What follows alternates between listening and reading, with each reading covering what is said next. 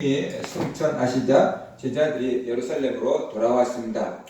예수님이 약속해 주신 그 성령을 받기 위해서 전심으로 기도했습니다. 열흘 동안 집중적으로 기도를 했는데 이들이 기도한 특징을 몇 가지로 살펴볼 수가 있습니다. 첫 번째로 예수님의 약속을 믿고 기도했다라는 것입니다. 예수님이 승천하시기 전에 이렇게 말씀을 하셨어요. 사도와 함께 모시사 그들에게 분부하여 이르시되 예루살렘을 떠나지 말고 내게서 들은 바 아버지께서 약속하신 것을 기다리라 라고 말씀을 하셨습니다.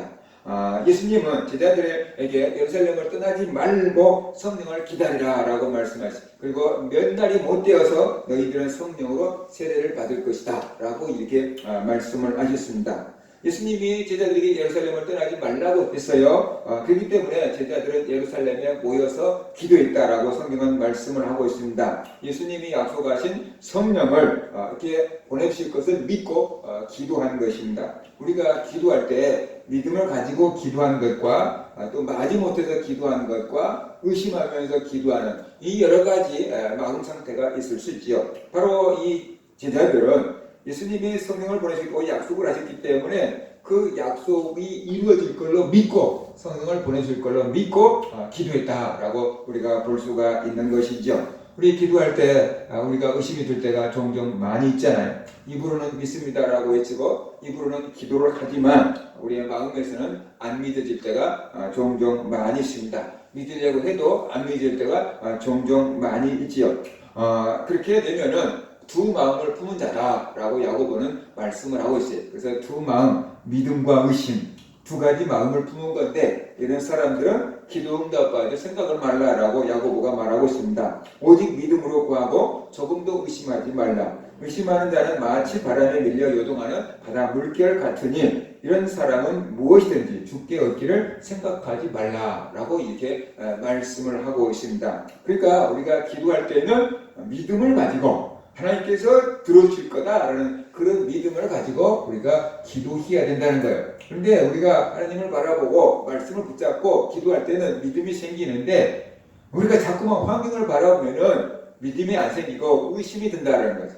환경을 바라보면은 우리 힘으로는 안 될 것 같고 못할 것 같고 불가능할 것 같고 그런 여러 가지 환경적인 어려움이 우리의 마음에 또 깨달아지고 눈에 보이기 때문에 자꾸만 우리의 믿음이 약해져서 의심이 든다는 거예요. 그래서 우리는 하나님의 말씀을 환경을 보기보다는 하나님의 말씀을 붙잡고 기도해야 된다. 하나님의 약속이니까 하나님께서 약속대로 이루어 주옵소서 라고 하나님의 말씀을 붙잡고 기도할 때 우리가 믿음으로 기도할 수 있다는 거죠.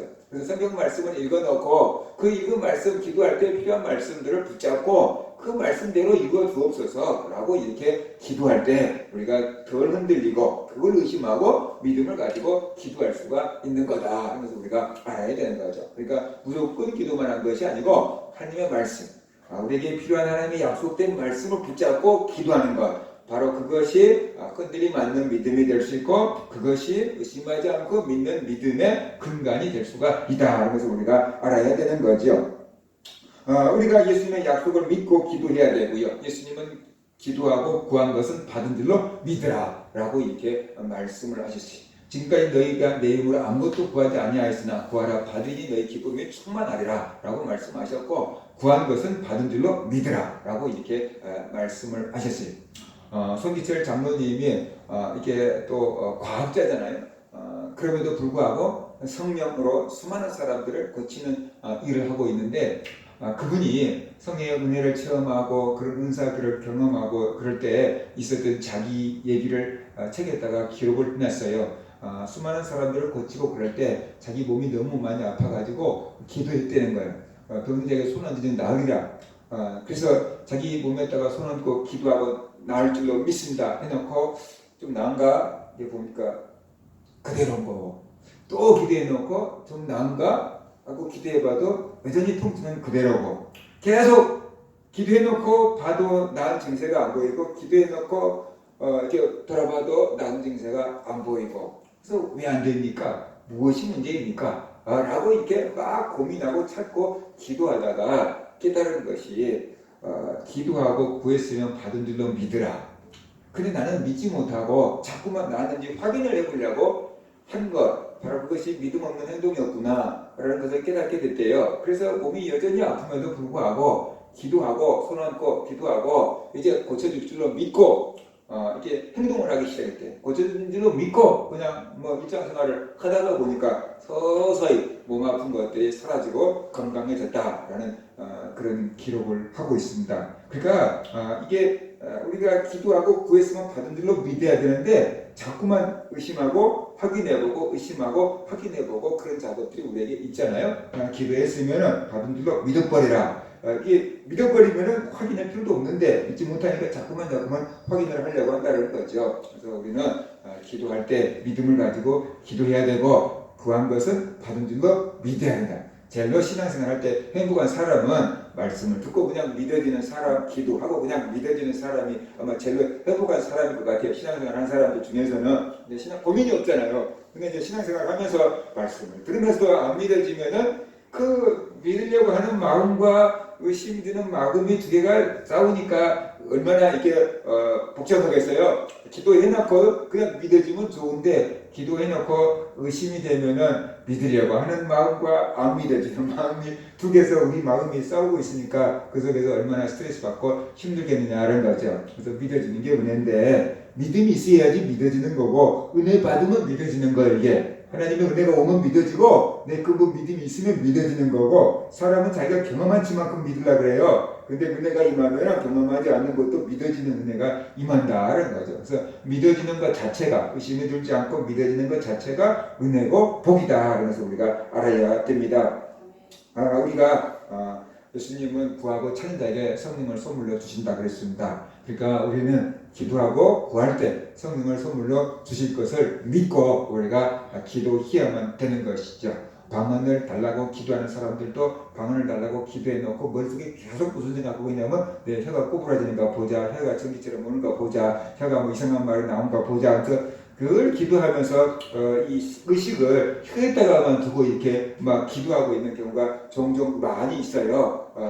그러니까 이게 기도하면서도 믿지 못하니까 잘 안 나오는 거죠. 그냥 기도하면 주실 줄로 믿고 그냥 하나님께 막 집중해서 기도하고 나가버리다가는 나중에 이제 받는다. 내 입에서 이렇게 나와버렸구나 라는 것을 알게 될 텐데 그렇지 않고 기도하면서도 내 입에서 뭐 방언이 나오나 뭐 지금까지 기도해도 안 나오네 아무 증상도 없네 이런 식으로 생각해가면서 이게 기도를 하고 그러면은 그게 나타나기가 어려운 거다. 그래서 우리가 알아야 돼요. 그래서 우리가 기도하고 구할 때 성령을 선물로 주신다 그랬으니까 기도하고 구한 것은 받은 줄로 믿는 그런 은혜가 임하기를 주의 이름으로 축원합니다.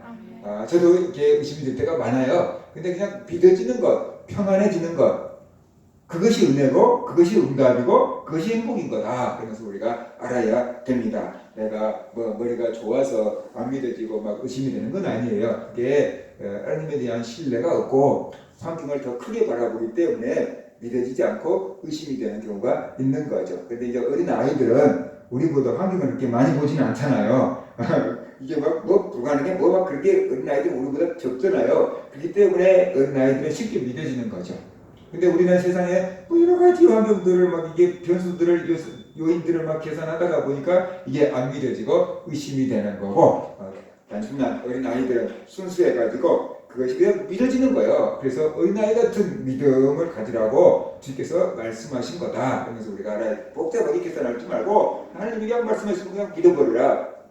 그게 제일 좋은 믿음이고 기도 응답하는 비결다라고 볼 수 있습니다. 그 다음에 두 번째 한 마음으로 기도했다는 거죠. 그 한 마음으로 기도했다는 것을 살펴보면은 모두 다 예루살렘이라는 곳에 모여서 기도했다는 거죠. 나는 집에서 할게, 니는 여기서 해, 나는 저기 가, 회당에 갈게 막 그렇게 흩어진 게 아니고 모든 사람 120명이나 되는 모든 사람들이 함께 모여서 기도를 했는데 사도들과 예수님을 따른 제자들과 그 다음에 예수님의 어머니 마리아와 예수님의 동생 야고보, 요셉, 유다, 시몬 뭐 여러 사람들도 모여서 같이 기도했다라고 말씀을 하고 있어요. 원래 예수님의 동생들은 예수님을 믿지 않았는데 부활하신 예수님을 바라보고 그때부터 이제 예수님을 믿기 시작해서 그 기도에도 참석했고 성령을 받고 그래서 야고보가 초대교회에 굉장히 중요한 역할을 하게 됐고 야고보서까지 기록하게 되었다. 그래서 우리가 알 수가 있는 거죠. 바로 기도할 때 나 한 사람이 기도한 것과 여러 사람이 기도한 것은 굉장히 달라요. 기도는 어떤 의미에서 모닥불을 피울 때 사용하는 장작불과 같아요. 장작불을 한 날을 놔두면은 불길이 크지 않겠지만 장작불을 막 모아놓으면 캠프파이어 할 때처럼 굉장히 큰 불길이 이제 타오르게 되는 거죠. 그처럼 우리 기도하는 사람들이 많이 모여서 기도하면 훨씬 더 기도의 불이 쉽게 붙고 크게 붙을 수가 있기 때문에 우리가 같이 모여서 기도하는 것, 그것이 굉장히 중요한 거다. 그러면서 우리가 알아야 됩니다. 물론 내가 아무도 모르게 하나님만 보시게 골방에 들어가서 은밀한 중에 보시는 하나님께 기도해야 될 때도 있어요. 그렇지만 모든 것을 그런 게 아니고 우리가 또 함께 모여서 기도할 때도 필요한 거다. 그래서 우리가 알아야 됩니다. 그래서 우리가 혼자서 은밀하게 기도하는 것도 잘해야 되고 여러 사람이 모여서 기도하는 것도 잘해야 돼요. 근데 대부분 사람들은 성향이 있어요. 어떤 사람은 나는 그냥 혼자 조용하게 하는 게 좋아 하고 평생 그렇게 조용하게 혼자 사는 사람도 있고, 어떤 사람은 그냥 많이 모여서 기도할 때 좋아하고 그것만 또 추구하는 사람들도 있는데, 우리가 이런 혼자서 하는 기도도 해야 되고 여러 명이 할 때 할 수 있는 그런 기도도 할 수 있는 그런 성도들이 되어야만 된다는 것입니다. 여러 사람이 모여서 기도하면 좋은 점이 있어요. 여러 사람이 모여서 기도하면은 기도하는 것을 쉬지 않을 수 있어요. 나 혼자 기도한다고 하면은 이 일로 바쁘고 저 일로 바쁘고 누가 찾아와서 안 되고 일이 생겨서 안 되고 그래가지고 자꾸만 빼먹을 일들이 생겨요. 그런데 내가 기도하는 시간을 또 기도하는 팀들과 같이 약속을 딱 잡아놓으면은 그렇게 쉽게 많이 빠지지는 않는다는 거죠. 뭐 100%다 지키면 좋겠지만 그렇지 않고 안 해도 그래도 혼자 하는 것보다는 그래도 그 시간과 장소와 시간을 지킬 수 있으니까 나 혼자 기도하는 것보다 여러 사람이 기도하면은 하나님께 하는 그 기도를 빼먹지 않고 꾸준하게 계속해 나갈 수 있는 그런 좋은 장점이 있다. 그러면서 우리가 알아야 됩니다. 그 다음에 또 여러 사람이 함께 모여서 기도하면 더 오랜 시간을 기도할 수 있어요. 나 혼자 집에서 1시간 기도하려고 그러면 굉장히 힘들 수 있어요. 근데 여러 사람이 모여서 기도 제목 나누고 같이 기도하다 하면 금방 1시간이 후딱 가버릴 수가 있게 되거든요.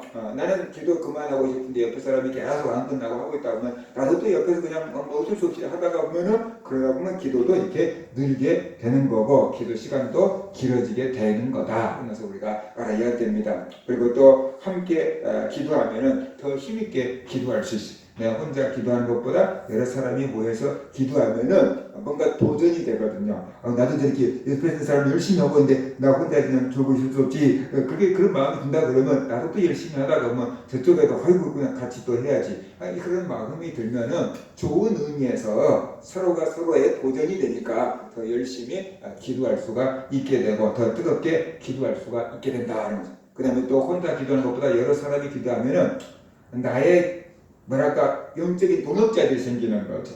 매일 모여서 기도하다가 하면 내 기도 제목도 알고 늘 만나는 그 생각이 나고 그러니까 때라도 있어도 기도해 줄 수 있는 동역자들이 생긴다는 거죠. 근데 일주일에 한 번만 달지 한 달에 한 번만 달지 그러면은 기도할 때도 그 사람 생각 안 날 가능성이 굉장히 많고 기도해 줄 때도 기도를 못 해 줄 때도 굉장히 많이 있는 거죠. 근데 우리가 매일 보다가 보면은 매일 볼수록 더 할 말이 많고 매일 볼수록 더 기도할 것들이 더 많아져요. 왜냐면 문제들이 뭔지 뭐가 힘든 문제들인지 알 수 있고 또 관심이 있기 때문에 우리가 그만큼 기도를 해줄 수가 있게 된다는 거죠. 내가 다른 사람을 위해서 기도해 주는 것만큼 다른 사람도 나를 위해서 기도해 주게 되는 거죠. 왜냐하면 그만큼 영적인 뭔가 소통이 이루어지면은 자꾸만 생각나니까 저 사람이 나를 위해서 기도해 주고 나도 저 사람을 위해서 기도해 주는 바로 그런 동역자들을 만들 수가 있는 거다. 근데 따로따로 기도하면 기도해 주세요. 알았어, 기도할게. 그럼 저쪽에서 했는지 아닌지 모르는 거지. 근데 여기서 같이 우리 기도합시다. 기도부터 같이 기도하다가 보면은 우리가 기도를 해줄 수도 있고 기도를 받을 수도 있고 그러니까 나를 위한 동역자.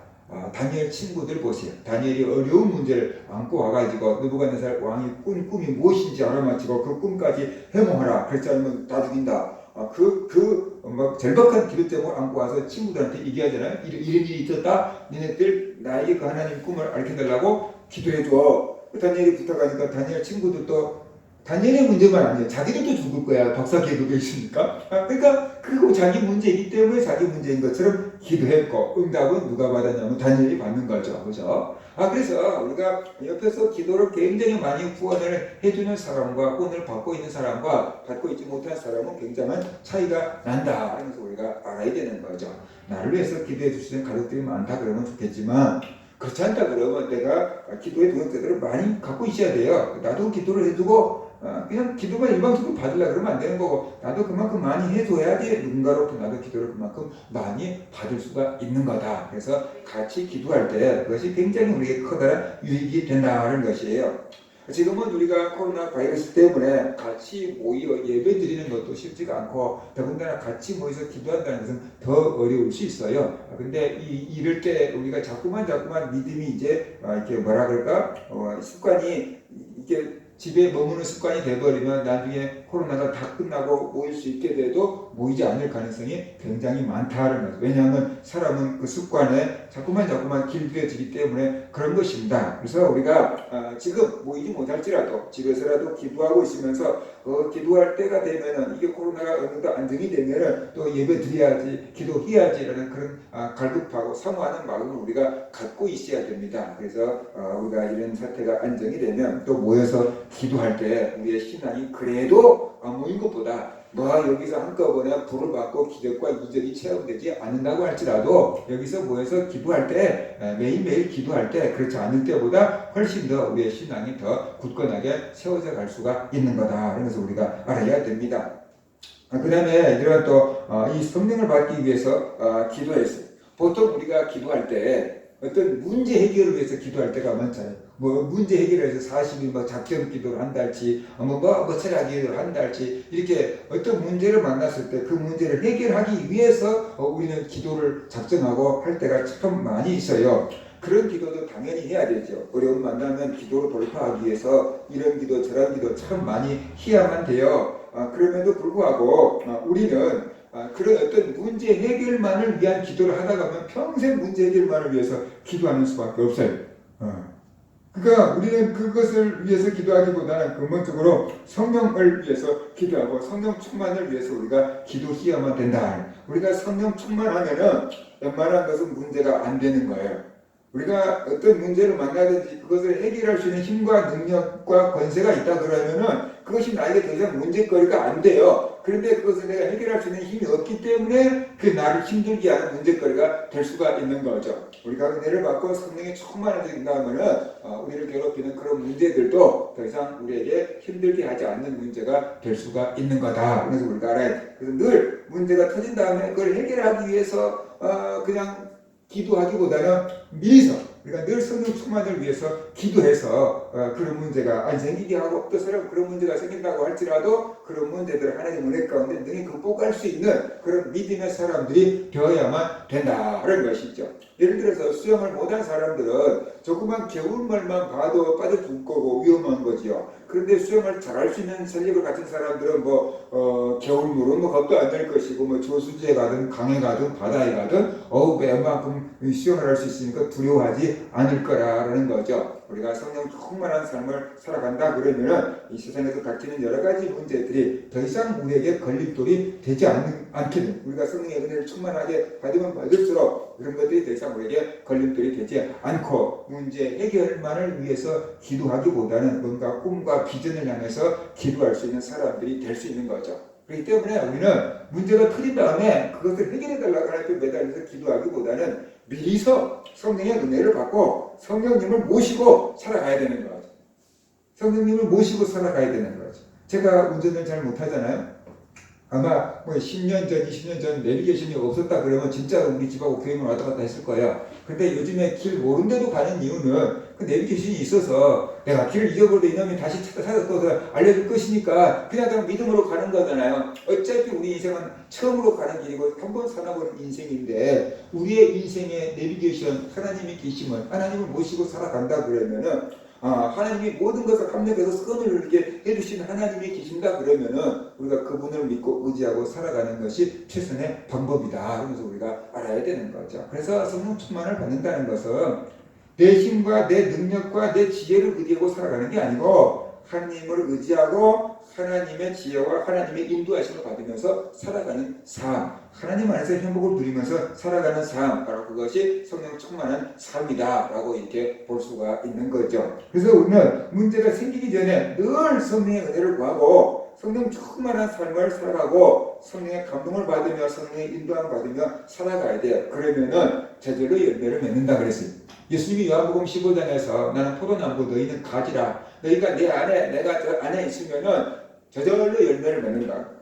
그러나 너희가 나를 떠나서는 아무것도 할 수 없다 그랬어요.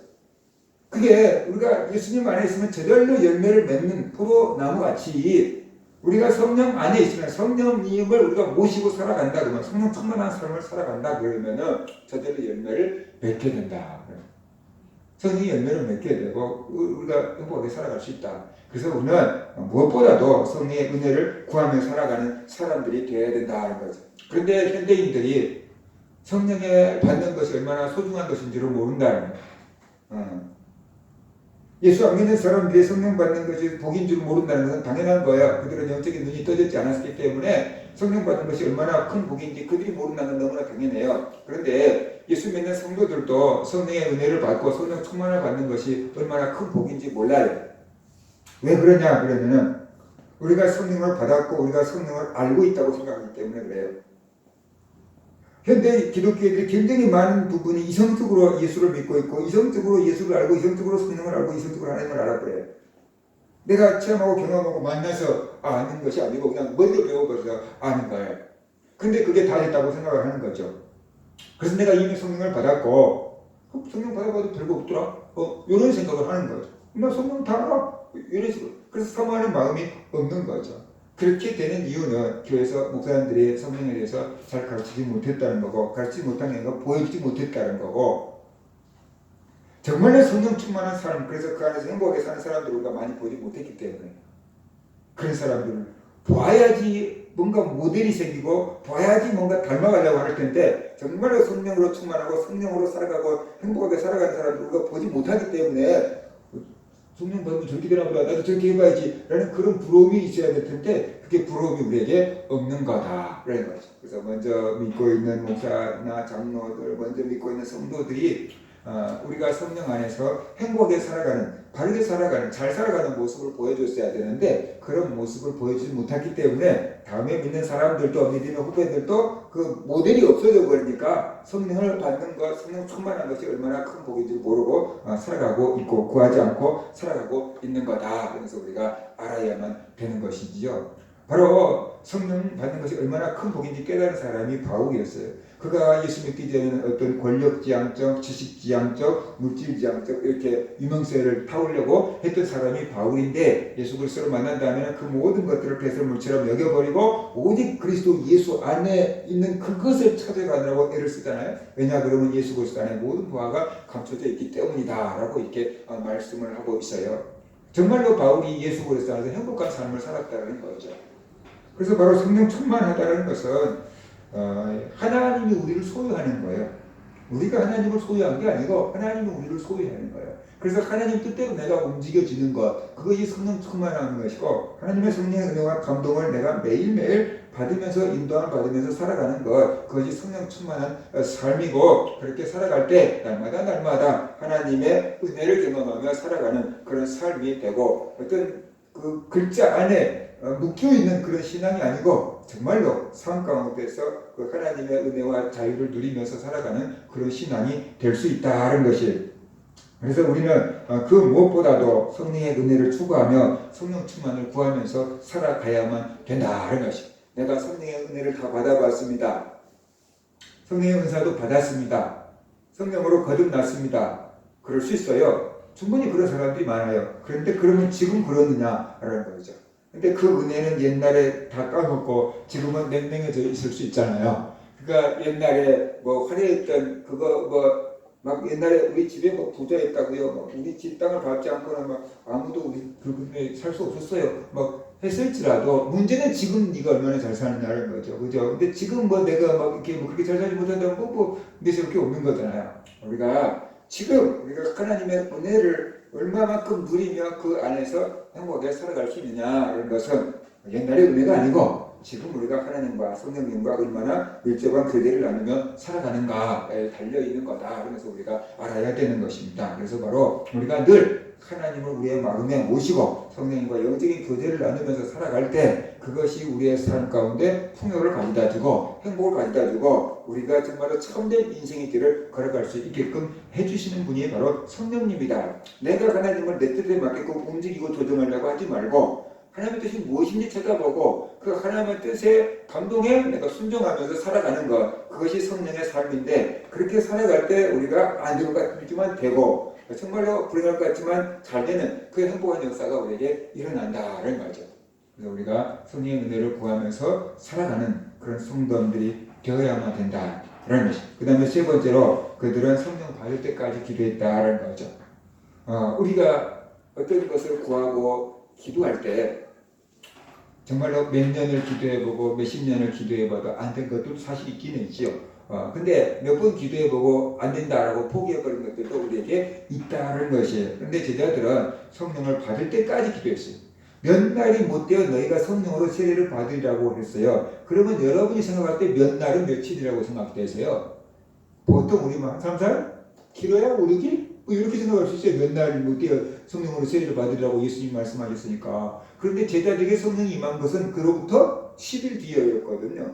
그러면 우리 생각에 한 3, 4일 하다가 뭐 좀 더 해볼래? 5, 6일? 뭐 많이 해도 뭐 7, 8일까지는 해볼 수 있죠. 근데 8일까지 해봐도 안 되고 일주일이 지나도 안 되면 뭐 이게 잘못된 거야? 뭐 이렇게 생각할 수 있지요. 나 바빠서 갈래. 우리 집 애 봐야 돼. 뭐 우리 집 식구들 뭐 먹여 살려야 돼. 그렇게 갈 수 있는 거죠. 근데 120명이 한 번도 떠나지 않았다는 거죠. 그들은 성령이 임할 때까지 예루살렘을 떠나지 않고 기도하다가 전부 다 오순절날 성령 충만을 받았다는 거죠. 이게 바로 기도인데, 기도는 응답이 올 때까지 하는 겁니다. 근데 어떤 사람이 응답이 올 때까지 하느냐 거죠. 두 가지예요. 고집센 사람들. 고집이 굉장히 센 사람들은 기도를 한번 하시다면 끝까지 그냥 기도를 하는 거예요. 왜냐하면 그게 자기 성격이기 때문에 계속 그렇게 하는 거예요. 원래 그러려고 그게 그냥 성격이니까 그렇게까지 그냥 하는 걸로 파버리는 거예요. 그게. 그 다음에 두 번째 어떤 사람들이 할 수 있느냐? 사모하는 사람. 정말로 이걸 받아야겠다고 사모하는 사람들, 갈급한 사람들은 그런 사람들까지 해요. 근데 이제 받으면 좋지만 못 받아도 뭐 어때? 뭐 이런 식 생각하는 사람들은 좀 해보다가 그만둔다. 인자가 마지막 때 믿는 자를 보겠느냐라고 말씀하셨잖아요. 그런데 그 예수님께서 기도의 비유를 말씀해 놓고 그 얘기를 하시는 거거든요. 그러니까 마지막까지 끝까지 기도하는 사람을 보겠느냐, 그런 뜻으로도 우리는 이해를 해볼 수가 있는 거죠. 그래서 성령 충만한 사람은 한 번, 두 번 구하고 되는 게 아니고 성령 충만이 올 때까지 기도해야만 된다는 거죠. 왜 그런가?